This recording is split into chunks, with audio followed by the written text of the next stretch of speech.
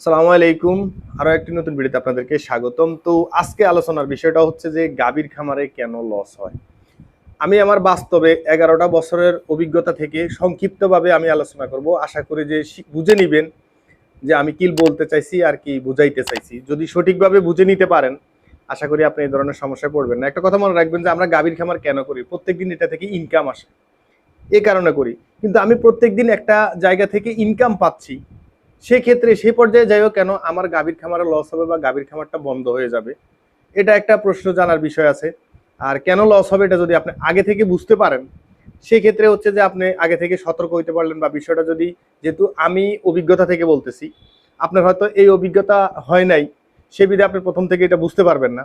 কিন্তু আমার অভিজ্ঞতাটা যেহেতু আপনার কাছে শেয়ার করতেছি, আপনি যে বিষয়টা আগে থেকে বুঝতে পারেন, তাহলে সতর্ক হতে পারবেন। এটাই হচ্ছে মূল কথা। তো মূলত হচ্ছে যে কেন আসলে মূলত গাভীর খামারে লস হয়। এখানে 4টা কারণে লস হয় আমি যেটা দেখছি। সেটা হচ্ছে, প্রথমটাই হচ্ছে ম্যানেজমেন্ট। সবচেয়ে বড় বিষয়টা হচ্ছে ম্যানেজমেন্ট। এই ম্যানেজমেন্টটা যদি আপনি ঠিক না রাখতে পারেন, সেক্ষেত্রে আপনার গাভীর খামারে 100% লস হবে। আপনি কোনো কুল কিনারা পাবেন না।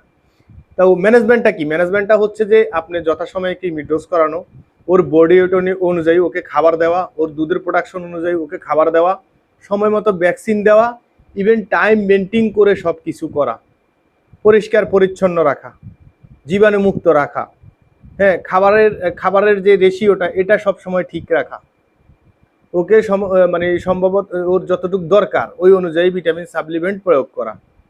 এই বিষয়গুলো যদি আপনি সঠিকভাবে ম্যানেজ করতে পারেন, তাহলে আপনার গাভীর খামারে লস হওয়ার সম্ভাবনা ধরেন আপনার 50% কমে গেছে। দ্বিতীয়টা হচ্ছে যে আপনার গাভী, মানে সঠিক গাভী না চেনা। এখন আপনি কেনার সময় যদি সঠিক গাভী যদি আপনি না চিনেন যে এই গরুটা কতটুকু দুধ দিতে পারে, সেক্ষেত্রে আপনি হজবরভাবে যে কোনো একটা গাভী কিনে নিয়ে আসলেন যেটার মধ্যে 7 লিটার 8 লিটার দুধ হচ্ছে, এই ধরনের গাভী যদি কিনে আমরা খামার করতে যান, সেক্ষেত্রে আপনি কোনোদিনও লাভবান হতে পারবেন না। কারণ হচ্ছে যে আপনি মিনিমাম 15 লিটার পাইতে হবে যদি আপনি একটা গাভীর খামার করে সফল হইতে চান।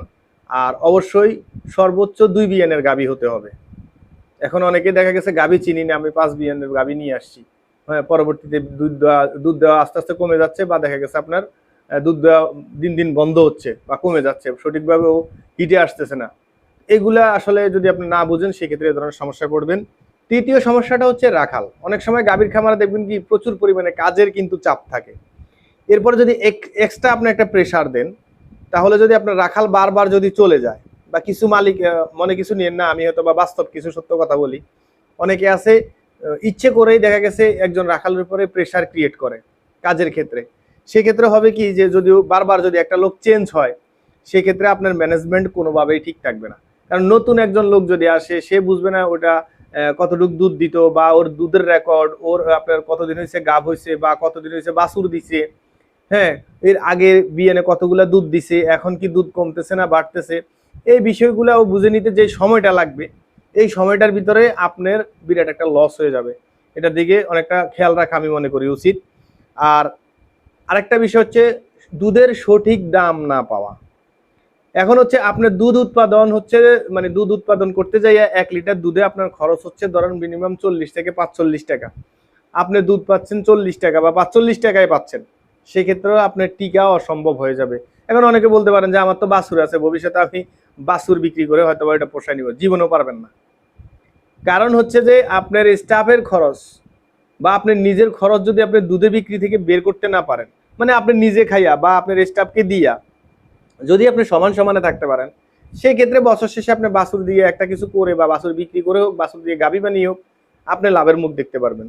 আর নয়তোবা আপনি লাভের মুখ দেখতে পারবেন না।